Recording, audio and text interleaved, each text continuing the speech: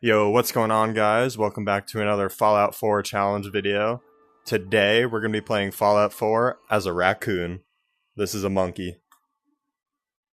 How do you play Fallout 4 as a raccoon, you're going to ask? Well, it's kind of like the pickpocketing challenge for this game. I don't know if you guys seen that before, but basically we can only steal things, and one extra caveat is we can steal from trash cans or things labeled as trash cans, because, I mean, you know, they're kind of famous for that. And no companions today because it says online that raccoons are solo creatures, even though every time I see them, there's like 100 of them. And one extra rule that I'm going to add on here that doesn't really have to do with raccoons at all is that we can barter, since I want it to be a little different than the pickpocketing challenge, so we can do stuff differently. And I feel like that just takes away all the tediousness of like getting the teleporter parts and everything. Because don't worry, I'm still going to have to steal tons of medical supplies. There's no way I can get enough caps to buy enough stim packs to heal me. And another thing is, we can't steal story items like the Overseer's password and Kellogg's little brainy bits. So for story, it's not going to count. Like, obviously we're going to need dog meat at one point to get to Kellogg, but we're not going to bring him into Fort Hagen with us. We're just going to teleport real quickly. Spoilers, I know. But besides that, I have nothing else to say. Let's get into this.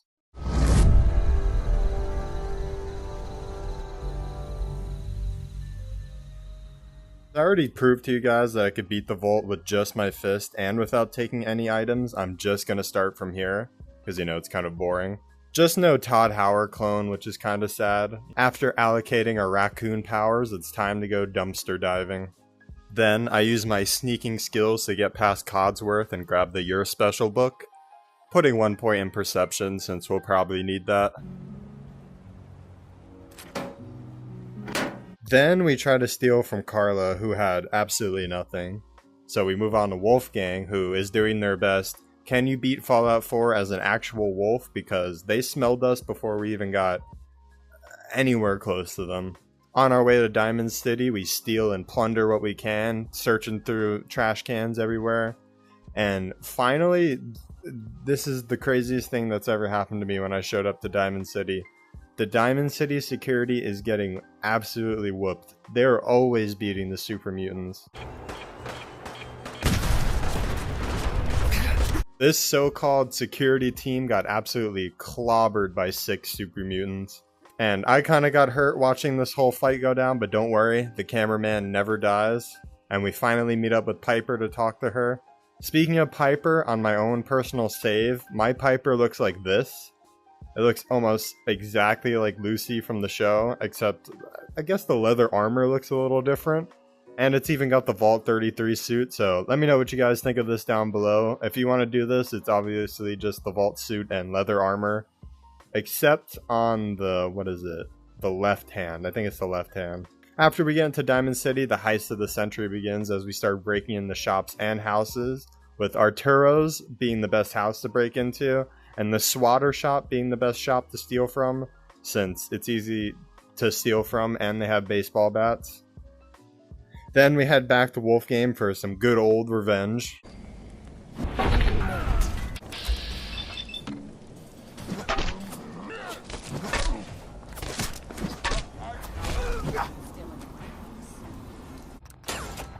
After this, we continue stealing from Diamond City and the Abernathys, who had some valuable things, like a pipe pistol and some food.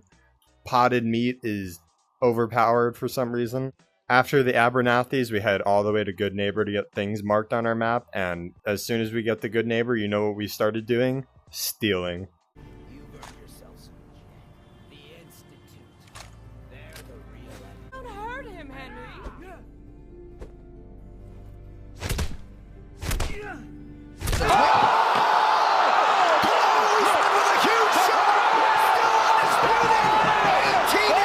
Since we went 50-50 with Paul, it's technically stealing the chems and the crates in the Diamond City Blue quest, so we get stocked up on chems for this run, and we should be set to start basically the rest of the main story. Like the Axolootl run, the beginning is really hard to get set up, but once you get all your perks and, you know, all the armor you can have throughout the whole run, it gets so much easier. So now with these chems, I'm pretty sure we're going to be able to get through basically all the way up to the Courser without even having to steal or go anywhere else to steal any extra stuff.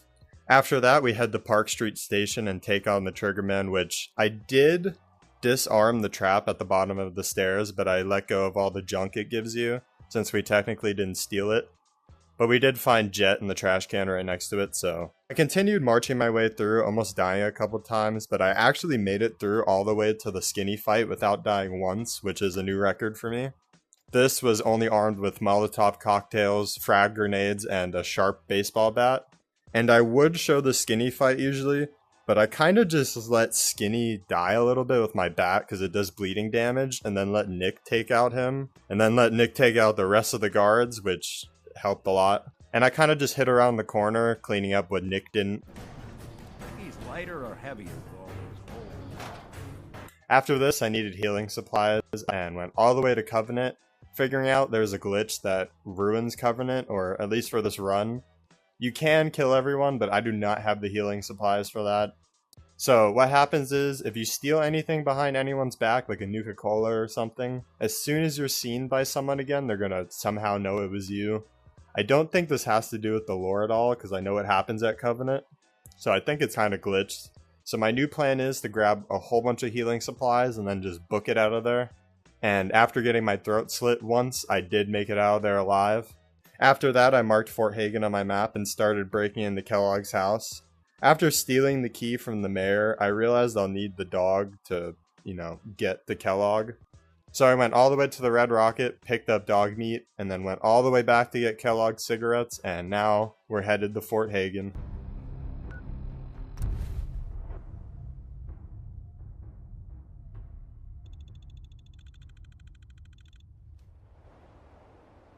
My method to get through the first part of Fort Hagen was to just book it on Jet, so I didn't have to use any of my medical supplies yet. I did die once, but eventually made it through with a lot of my health left, which I didn't have a lot when I died, so that was good. This method is actually not good. Usually running through the missions in Fallout 4 is a good idea, but this time it was terrible. I don't know if it's just because how respect in our perk points, but it was bad. I eventually made it to Tony the Tiger and stomped out his cornflakes. This fight was pretty easy. This was easier than the Axolootl run. Of course, I was on Jet, but we don't need to talk about that. That's no matter. We continue to go to Virgil in the story, and I think I had the cleanest walk all the way to the Children of Adam. I saw a couple ghouls, I think, but that was about it. I saw a Deathclaw far, far away, but he was nowhere close to me. And we eventually made it to the Children of Adam and robbed them blind, because of the radiation sickness. After talking to Virgil, I learned everything in life is a trade-off, because as soon as I get to the Green Tech Genetics building, I was in for the worst time of my life. I can usually run through the Green Tech Genetics building without running into any explosives. I don't know what happened. They may have added more after the update, but this is ridiculous. Grenades were absolutely everywhere, and it felt like there were more than normal, obviously. And I remember I did this part late at night, so I kept getting lost. And this building's kind of a maze. It loops around and goes back to the same place you've been if you missed your turn. And doing this, I depleted all of my ammo and aid supplies, so I had nothing for this Courser fight, besides the Jet and Buff Out and Med-X, but again, we won't talk about that. After, again, easily dispatching the Courser, the drugs, man, they just help so much in this game. I went all the way down to the railroad because I thought I was going to be siding with them just to get to the Institute for this, but completely changed my mind and went to go help the Minutemen, which was the best idea I've ever had, because as soon as I got to the Deathclaw part, I was ready to use a Fat Man. However, I did not have to use that Fat Man yet because the Brotherhood was there and easily killed this Deathclaw. I've never seen this. I usually help the Minutemen first thing in game, so I thought this was going to be glitched by now, but it's the new version, so they probably patched that. After the easiest Deathclaw fight of my life, we go and help Preston, who in turn tells us a settlement needs help, which we go help. Easily destroy the raiders with our Fat Man, which we finally used. Went back and told Preston about my achievements, and finally we can get this teleporter built. Although I am just using the Minutemen to get to the Institute, I do thank Sturgis for his service. So once in the Institute, we start right away with meeting all the leaders and head of divisions. Why am I choosing to do the Institute this run? Well, I have no clue. This took forever. Like, the Institute has to be one of the longest quest lines.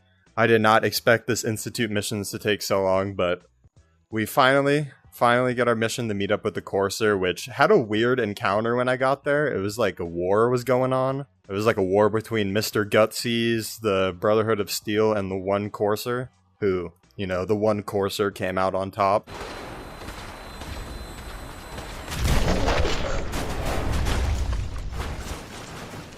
Sneak our way onto Libertalia. If you don't know how to do that, you just go up the wire on the side and easily dispatch this synth.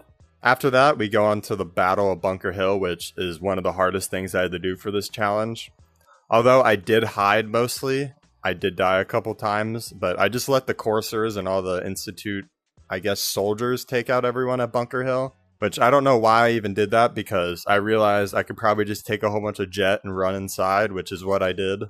Once inside, you guessed it, just hid the whole time while the Institute took out the Brotherhood of Steel and Railroad members. Which, this Institute soldier got a freaking minigun, which is unseen.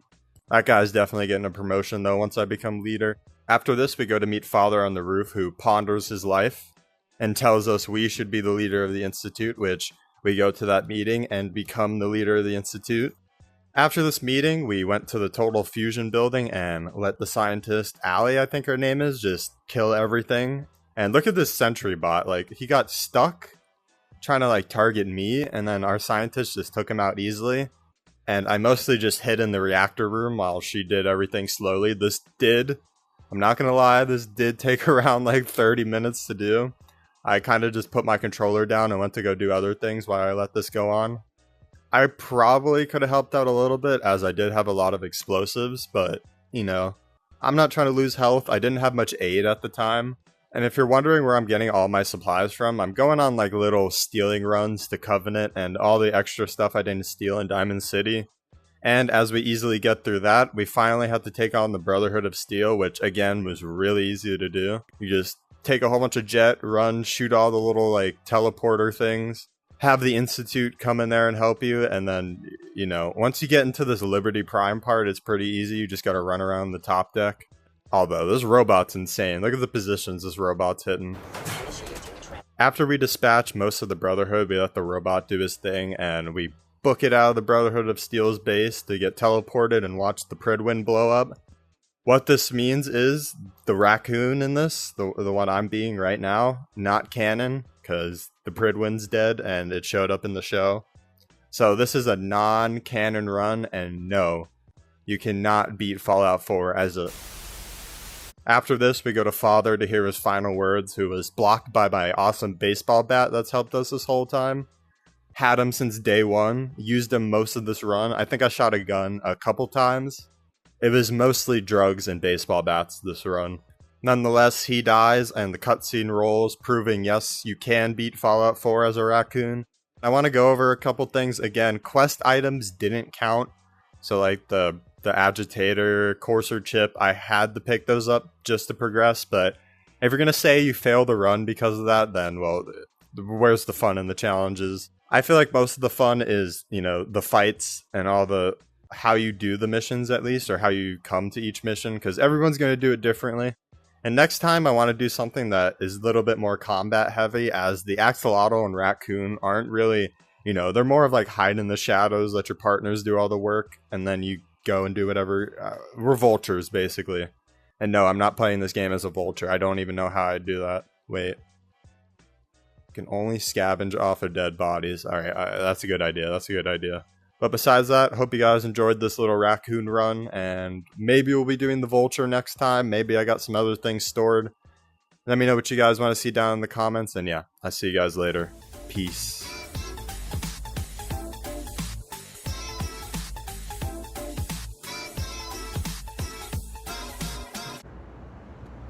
You go home to your mama and lose her for my love.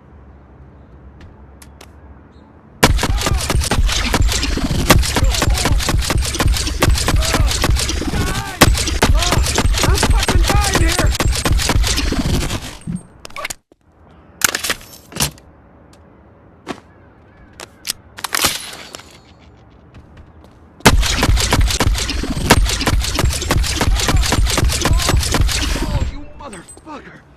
You piece of shit!